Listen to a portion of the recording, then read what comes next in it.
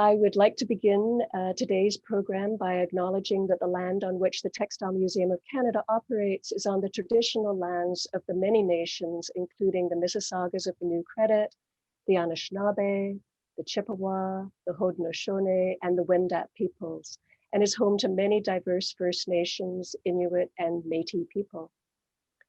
We are so very grateful to have the opportunity to work on this land. Through our activities, we seek to create a space for people to share, learn, and celebrate the textile practices of today and long ago in the spirit of peace, friendship, and respect. I will now introduce Anna and Nicole.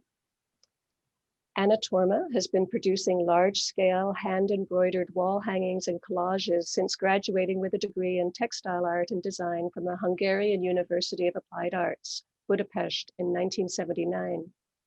She's the recipient of the 2020 Governor General's Award in Visual and Media Arts, the Saidye Bronfman Award, and is a member of the Royal Canadian Academy of Arts.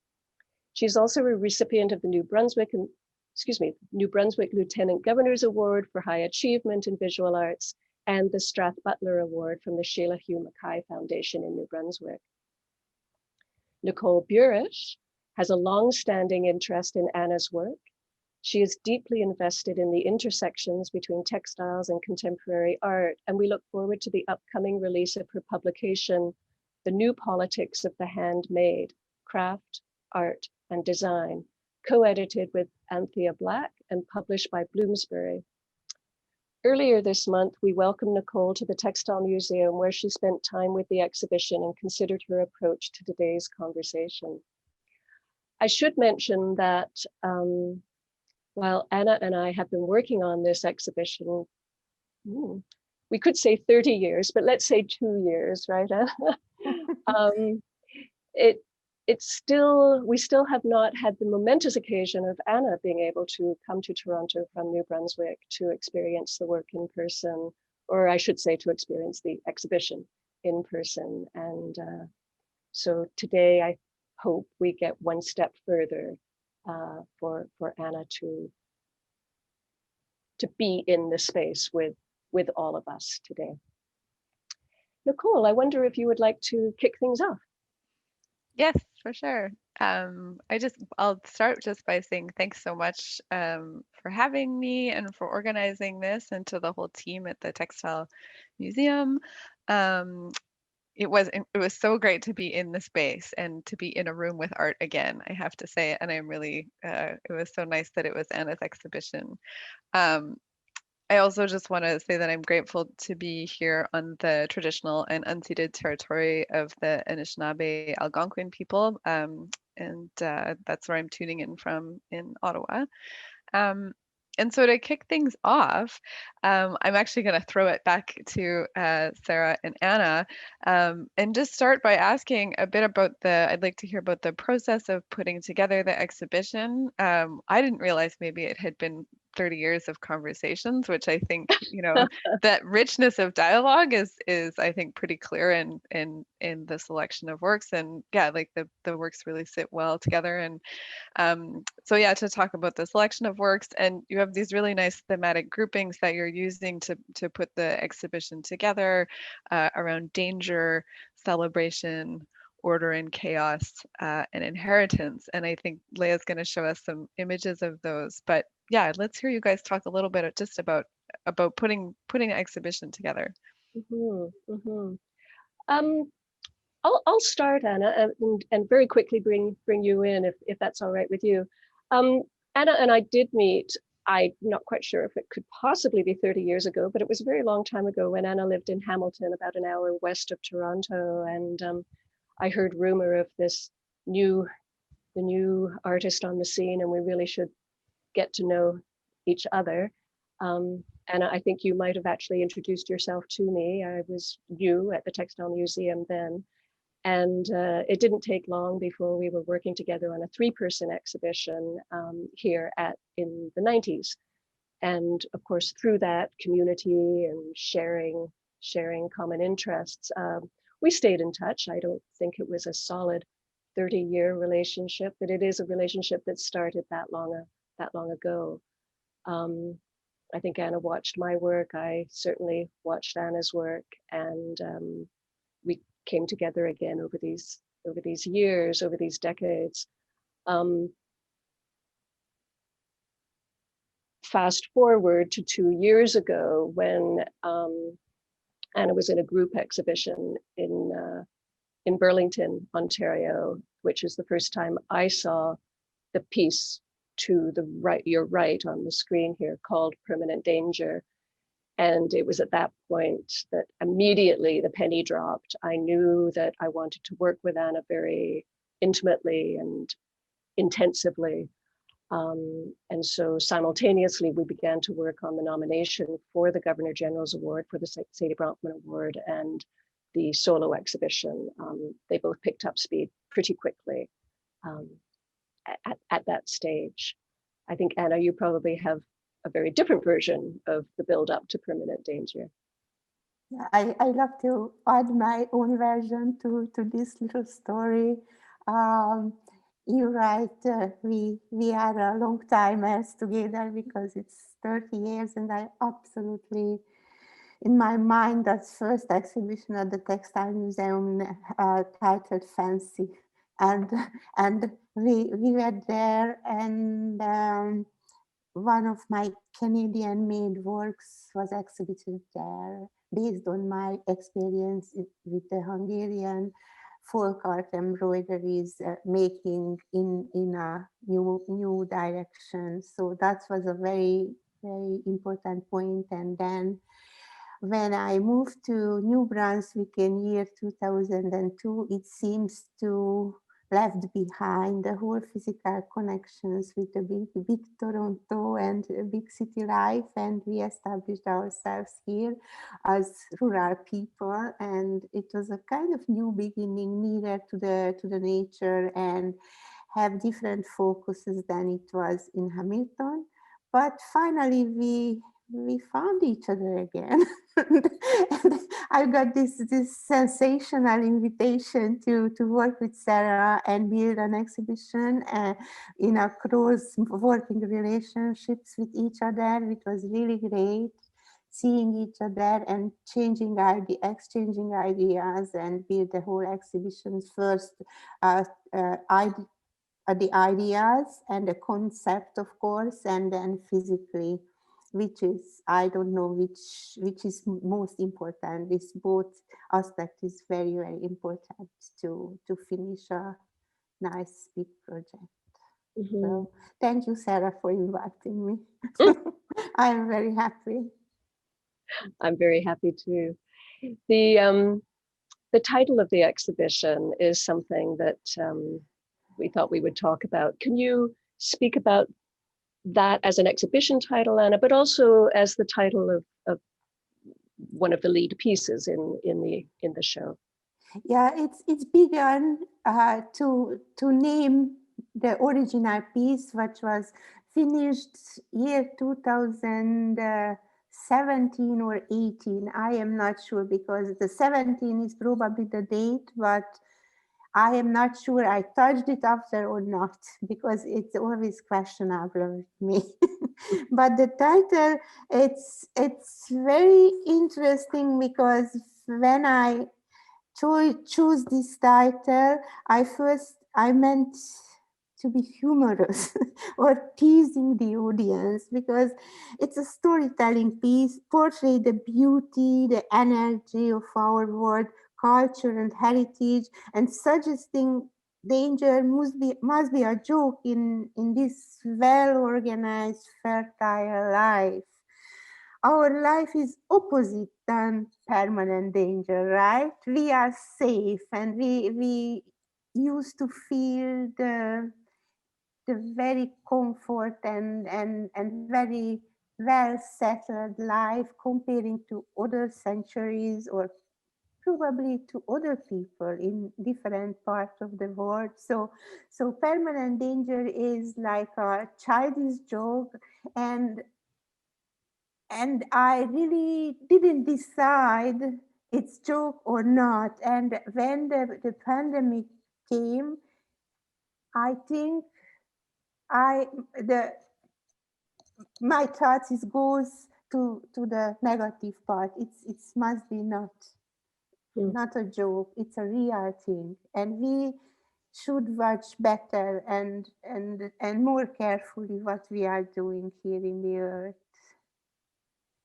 And because this is a statement about the paradise or something about the creation. And if I may, I can talk about my influences, how I ended up with this piece, and what was the driving force to make such a huge embroidery piece with two-sided and flipping all the time back and forth, back and forth.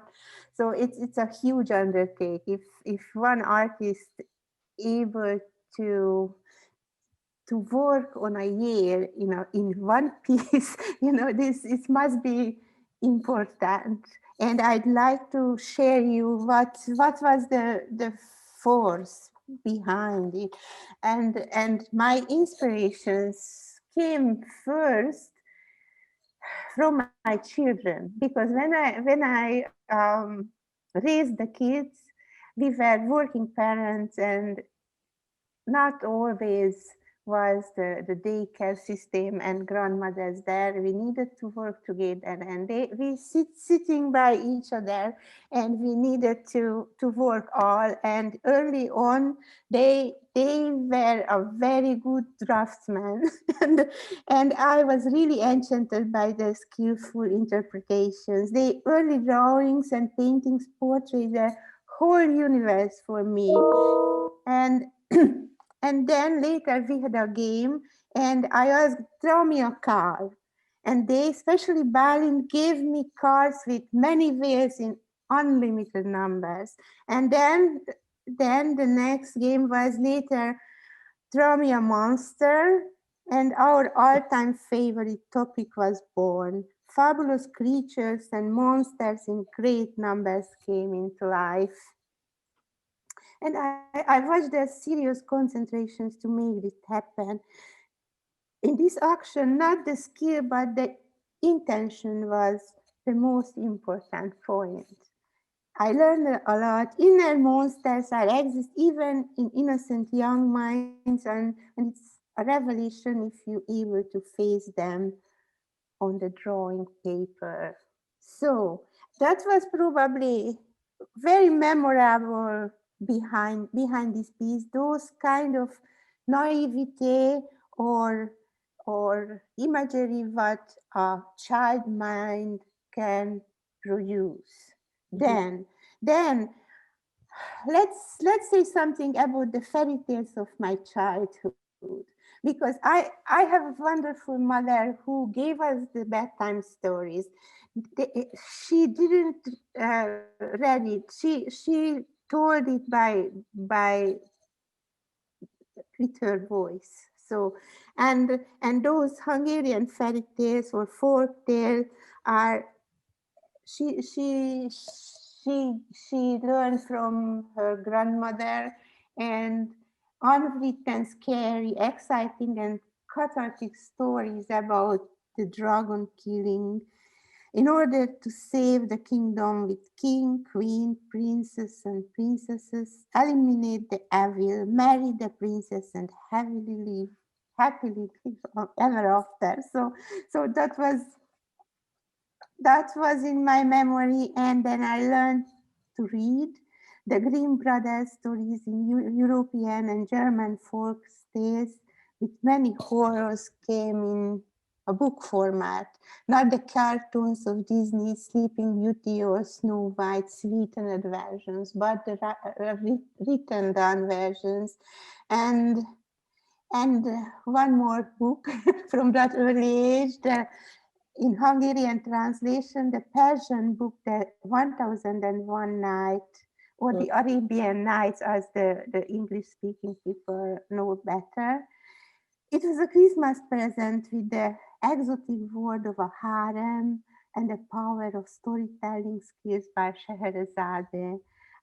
She presented stories like the Alibaba and the 40 Thieves, Aladdin's Wonderful Lamp, could never finish them on time in order to keep her husband's interest alive and continue the storytelling. And perhaps this frame story interested me more than the collection of Arabic folk tales with strange names and places. So the role of the woman and the power of storytelling, it's embodied itself. It's just fantastically, and it was a very important book to me. And at last, it's related to book because the Bible is a book, right? and and Adam and Eve story and the Genesis, the creation story is a Bible story for me. The Bible is not much more for me as a creation story, but in that status is very important. Culturally is a very, very important book.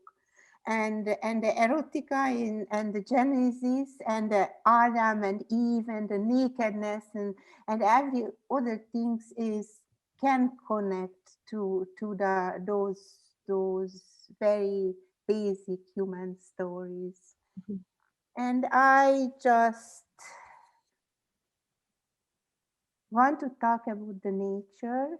As I told you, when we came to New Brunswick, it became my better friend than it was in the big city. And I do drawings all the time. And for this piece, the permanent danger, 1 or 2 years ahead, I went to Spain, near to Barcelona. Elbruch was the name because it was really, really long winter that year, and we thought, okay, we should go some more forgiven places, and I found fantastic fig trees there, and all my 3 weeks in Elbruch went to produce fig leaves and fig trees to the upcoming project, but I really didn't know that time what will be.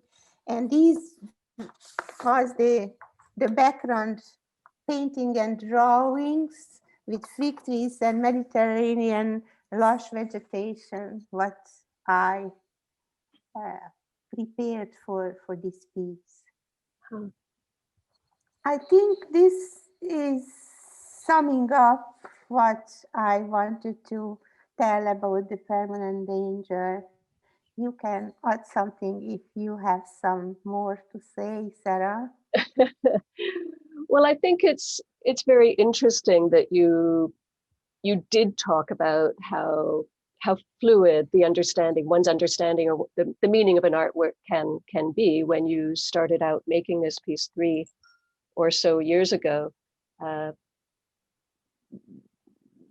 Nobody had an inkling about the pandemic, and of course here we are now, and one can't help but read new experiences into the artwork. And I think that's fascinating. And for me, it shines a light on the dangers and the comforts that are always present. They come and they go depending on current events, depending on personal situations, on global crises, etc. I don't want to bring politics into it, because of what's going to happen next week south of the border, but one could if one wanted to. The constant threat that we're very vulnerable. Human Yes. vulnerability, I think. Yes. Mhm. Nicole, you had some thoughts around that, I think. Yeah, I mean, I think exactly that piece of vulnerability is really present in this work too. And I know people were asking to zoom in a bit, and maybe we can sort of see it again. I mean, in the work we see it's a double-sided work too. So just to clarify that the images Leah's been showing are both the front and the back.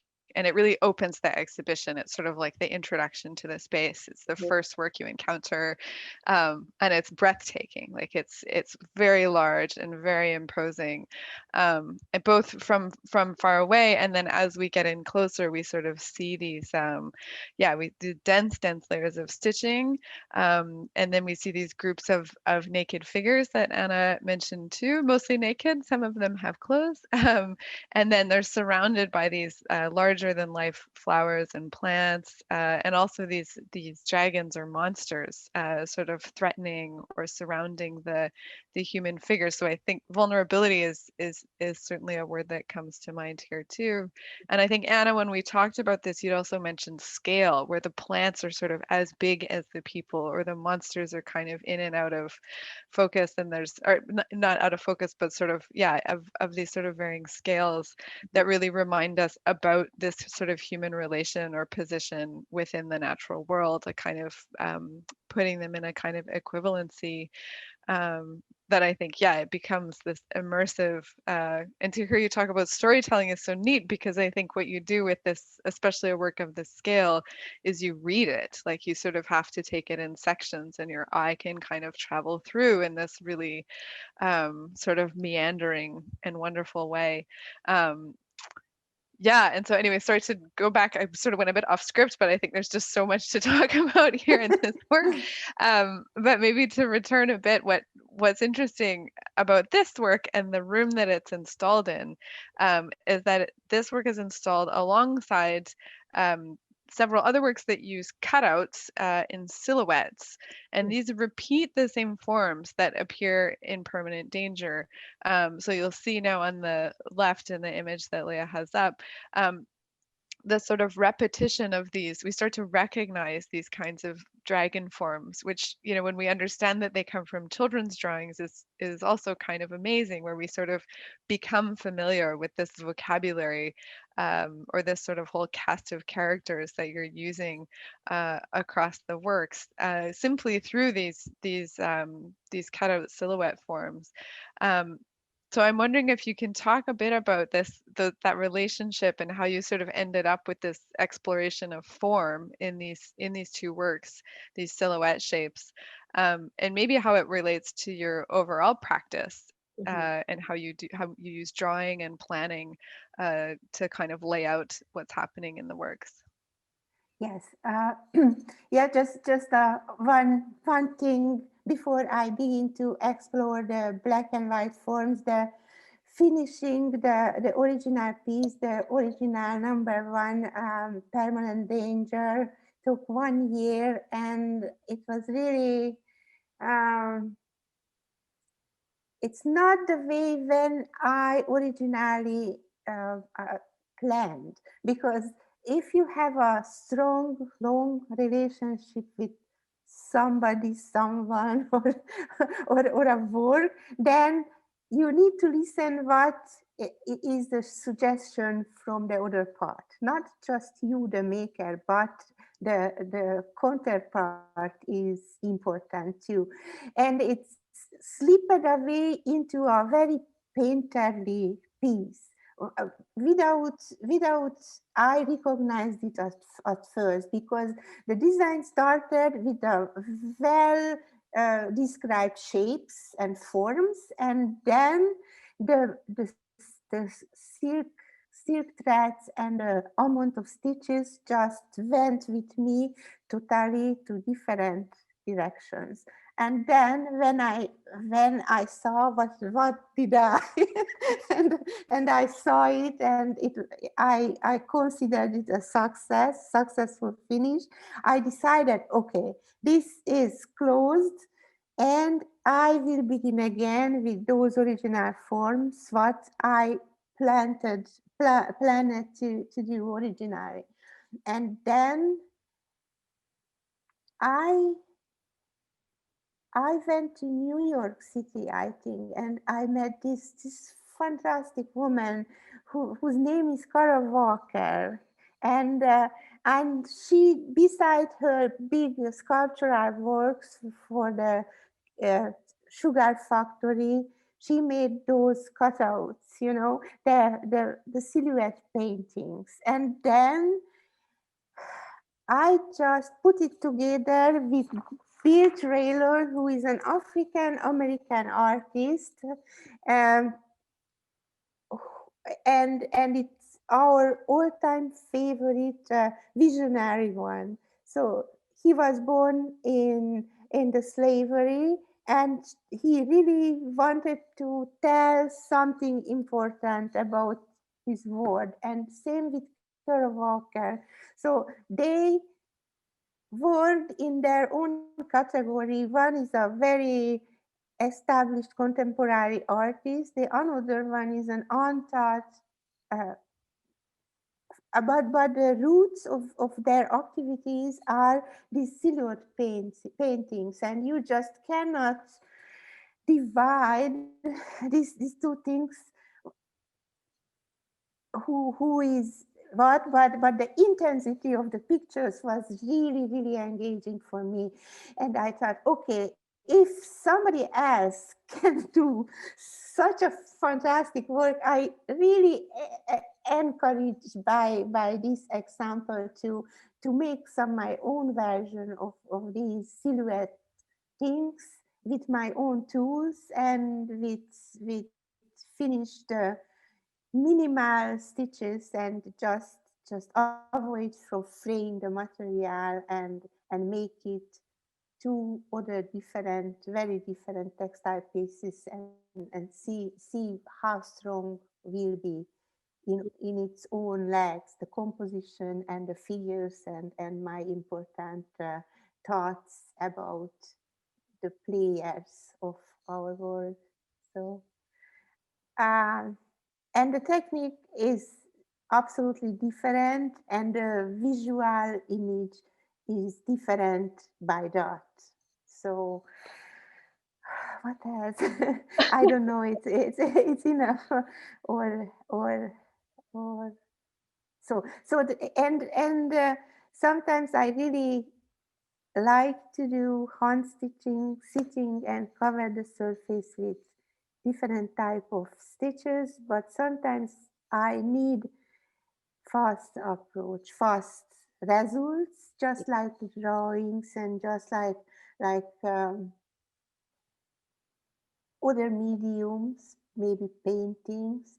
And when I feel that urge, then I do collages or appliques or reverse appliques. Those are faster ways to get results than if you go and explore the tapestry like clothes, you know, which has body, which has very unique compositions, and how it stands on the space. That's important again. So it's on just a wall piece, or it can be stand as an installation by itself. So those are all questions which influence the end result. Well, thank you, Anna and Nicole. I'm wondering if we might want to go into the next room, going back a little bit to Nicole's suggestion that we did divide the gallery, the exhibition, into four sections. And the next room after Danger, which is room number 1, we're looking at the celebration room. And we're straight ahead in front of you is Dionysia, which is a piece that was completed for this wall in 2020. So it was the last piece, right, Anna? The last piece that you made for the installation. And so here we're talking about celebration. So as much as we're talking about danger and vulnerability and the human condition in that way, we're also talking about the human condition in a very celebratory way. And I wanted to share a lovely social media exchange that a visitor to the exhibition began with, "Go see Anna Torma's super sexy show. the visitor goes on to say how much they love how unfussy the stitching is. It is bold, it is not self-consciously pretty, like a good drawing line. And I think indeed there is some sexually explicit imagery in some of the works. This imagery is reinforced by the way, Anna, you handle your materials. There is that unfussy, direct, immediate, gestural sense to the surfaces, to these objects. It's not just surface at all. I wonder if you would like to talk about sensuality and sexuality as they're presented in the works on view, both in the images themselves, the imagery, but also in the way you handle that material. Yes. I like that. My show is super sexy. I really like that. Younger ones use those words to describe excitement and joy. It means the audience hopefully will be all sorts of people from all generations. Very good. And about the erotica in my work, or sexuality, as we can say, use both words for because I really believe the sex is a driving force of life, hidden and very visible, but it's always present.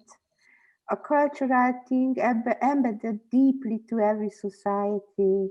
It also can be interpreted as very personal or private. The interaction between the public and private are not always without conflict. It depends from heritage, culture, time, and many other factors. And I really wanted to show those things because sexual preferences seems to be accepted as more versatile as before. I welcome it and see as we have more freedom than before. Our society on the road to make the world more accommodative place to many. I believe we need to harness the beauty and energy that the sexuality able to give us and use to richen our lives. And I want to tell you, if you are a connoisseur of the outsider art, then if you go to the museum like the American Folk Art Museum or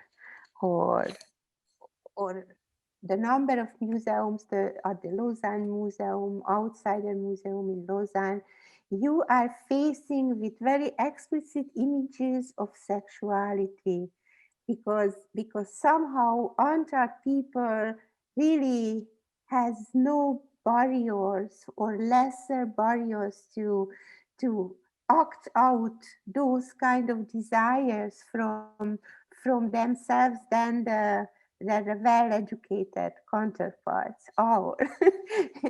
And less concept, but more vivid images what you found in these museums. And that's probably why my favorite places to go. If I choose, then I probably go and see those, and it's fertilize and enliven my view about life. So those are the sources why I am, and the nakedness and the creations, which is sometimes just didn't decide yet how will be the word, which will be the main actor, the rose or the bird. So which will be the most important, or which will die out. So Right. and the erotica and the fertility and the joy and sensuality is all part of this process. Thank you, Anna. Thank you. Nicole, I don't know if you wanted to respond to that before I think we'll probably then go on to responding to some of the questions that have been coming through. Yeah, for sure. I mean, maybe I could just say that I like this idea that the sexiness of the content is also in the sexiness of the material, or that there could be an erotics of material going on as well. I think, and even in we talked, Anna, a bit about the technique and the particular way that you're using embroidery as something that can be very controlled in some instances and then very gestural and expressive in some others. And I think I'd pointed out these works, Fight 1 and Fight 2, if we have time to get a couple more up there and show just the range of what Anna is sort of doing with this material. Yeah, so this idea of this sort of gestural versus sketching, or when we did the visit, Anna, I think you described this as how sometimes the line is poetically fading away, which I thought was so beautiful, or used in this almost kind of painterly effect, as we just saw in the party with Dionysius. So again, we could, if you want to answer one more question, you could talk about maybe that balance between like sort of planning and intuition, or sort of control and release. And then maybe we could open up to questions from there. I'm fine to go a little longer if you guys are, so. So what can I say? I think my new projects always begin with a very strong desire to have a piece, you know, what I never experienced and what is new in one way or the other. But it's need to be a strong one. And the new piece can be an addition to an already existing series, or less often, I want to make a totally different imagery with a totally different technique.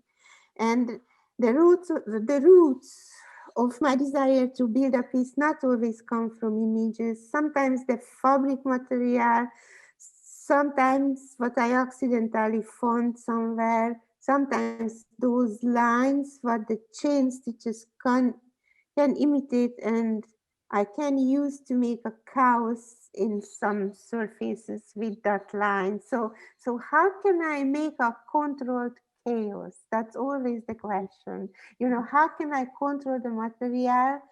And the question behind, so the foundation behind it, you really, really need to know your material.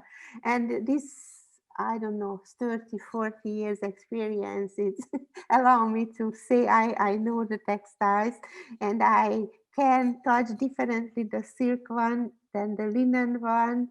I never worked much in the wool things, but the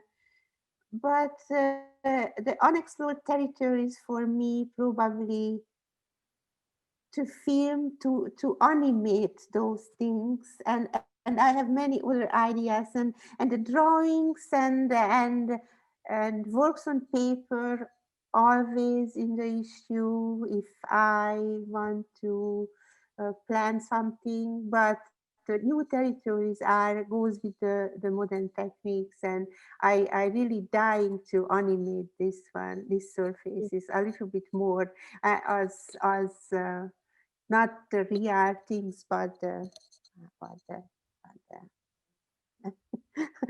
as we see the films. So but it's out of reach now. I am busy to make some more more exhibitions or more actual pieces, but I don't know what will be the next one.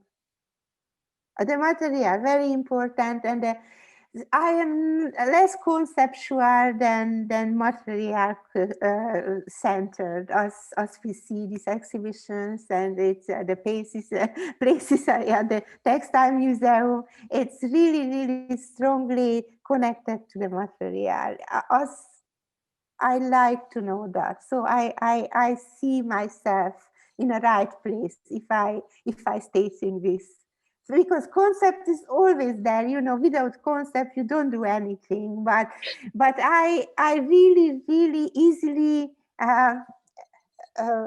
go away from my original route, but I decided strongly, okay, that will be, and I, yeah, I am. Thank you, Anna. Thank you. Wow, animation. Yeah. We didn't have to ask that horrible question, which is, what's next? Yeah. You Yeah. anticipated it. You anticipated it. So I think if everybody's comfortable now, we'll move over to the chat, which I see Leah has just put up on our screens. We didn't rehearse this part. Leah, should I? Perhaps you'd like to take this part. Yeah. We just have a couple of questions. So they're both directed at Anna. One is from Nancy, and her comment is that your work has a collage look. So do you start with a drawing or drawings before you start stitching? Most of my works are always, most of my work starting drawings and design. And after that, I draw the design onto the fabric, and then the collage process coming into place, and then I stabilize what I like. So that's it, because the collage pieces are not densely embroidered. These are the stitches there to establish the image. At least in that way you can wash it, not fraying edges around, nowhere. So establish well as a good craft person, and be happy with the image. So that's the approach. I don't know, it's enough. Thank you. Explanation. And then there is another question related to material, and they're just asking if you can talk about the kind of fabric that you use, and if you prepare the material in a special way. Like, do you wash it first? Do you apply softener? And also, do you dye the threads that you use? Yeah. The material, I use linen a lot, and yes, I need to wash it, because if I buy it commercially in the bolt has a very strong line in the middle, and you're just not able to iron it out. So it's better to wash it and iron it as a piece, and then you won't be able to deal all the time with the middle very strong folding line. So that's one reason. Another reason is the preparation of the commercial fabric is always there, and you are not controlling what's in it, starch or something different. So if you want to be proper, then it's better to wash it. And sometimes if the collage pieces, let's say that I use commercially printed material or found objects, so it's absolutely necessary to wash it. Then the painted threads or dyed threads, silk threads. The silk is a very fantastic material to dye, because it takes really well the color, and those the processes are not foreign for me, and I'm doing it all the time. Thank you, Anna. Are we okay to answer a few more questions? There are a couple of questions. They seem to be coming through. I think so. Yeah. Yeah, absolutely. So there's one from Nadine, and she says, I'm a big fan of your work.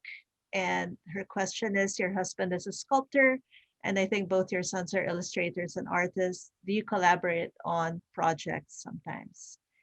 And what took you to New Brunswick? We begin our collaborations when they were 1 year old, probably, as I just mentioned, at the early phase of these conversations. And as an adult artist, we are waiting for a good opportunity, let's say that. I used to work together with my husband, and it's on hold, but we are really looking forward to it. And with all four of us, probably one day will happen, and that will be absolutely amazing. And what was it? Why we came to New Brunswick? Yes. Or yeah, it's from practical reasons. We needed space, storage space, a working place, living place, garden, and it was a lot easier to have that all here in New Brunswick, beautiful New Brunswick. And we didn't say back. Didn't see back because it's happened just perfectly here. If I could just add to the question about collaborating with the family, indeed, the four of you have shown and do continue to show together, which isn't quite making art together, but it is making something together, working together to exhibit together. Yeah. Yeah, you saw our last exhibition in Florence, right, Sarah? I Yes, did in New it was Brunswick. three of us. My youngest son and Istvan and I exhibited in Florence with New Brunswick in a beautiful Alma gallery. Yeah. Yeah. Yeah, and I had show with Balint in Montreal at the Robert Poulin place a few years ago, and it's always coming up something. So we are crossing our fingers, and it's really good. Well, that's lovely. I think we're going to wrap it up, but not before I invite Anna and Nicole to comment, to add anything, further questions. We will be having other programs down the road with Anna, so we can look forward to that with further announcements. Nicole, I'm not wanting to put you on the spot, but I'm also reluctant to close this wonderful conversation. I mean, there was a question that came in here about why embroidery and why textiles, which I think, not to open a can of worms, which is a kind of classic, I think often when we're dealing with, again, this intersection of contemporary art and craft or materials that have previously been kind of left outside of fine art because they were deemed craft. I think, yeah, this idea that art needs to be in sort of particular materials like sculpture or painting or drawing, I think is one that most contemporary artists have thrown out the window by now. I think what we're seeing in most contemporary art is that people choose a material that is inspiring and exciting to them. And I'm sure Anna could riff on that too and say why. But I think for me, in seeing this work in person, it couldn't be painting. Like there's a richness and a quality, and I think, to go back to your visitor comment, like a sexiness in the way that Anna is using embroidery that I think you could not do with painting and you could not do with drawing. Although I know she is also a talented drawer as well. But I think that was the best compliment. Thank you very much. No, I thought those drawings you showed were fantastic. So I think it's a nice question, and I think, but I'd also like to flip that question on its head. Like, why do we expect that art would be drawing or painting? And I think we're in a moment where most contemporary artists like Anna are showing that you can make art out of all kinds of different materials, and the material speaks in that work in really important ways. Yeah. Right. Yeah, I am just one example for that, because if you go into the art history or the contemporary art scene, you can see millions of examples, and the crisscrossing each other, the mediums and materials and everything, and it's opening up the contemporary art world by that, and probably that's my most important duty here, to opening up the door for more people who are really good in their mediums, and they deserve a lot better place in our scenery of art in Canada or in around the world. The ever generous Anna Torma. Thank you. Thank you, Anna. It's very, Thank you. very Thank you for having me, and I enjoyed a lot. And Nicole, I can't thank you enough for jumping in with us this afternoon and taking the time to come and see the show. It's been a total pleasure. I feel so lucky that I got to see it in person and have this wonderful meeting with Anna, which hopefully we'll get to meet in person at some point. Right. It's been all online. That's right. And also to all of the participants today, thank you so much for joining us. And as I say, stay tuned. We will be having more programming on the topic of this exhibition and lots of other things. So keep your eyes on our activities and hopefully we'll see you next time. Cheerio, everybody. Bye. Bye.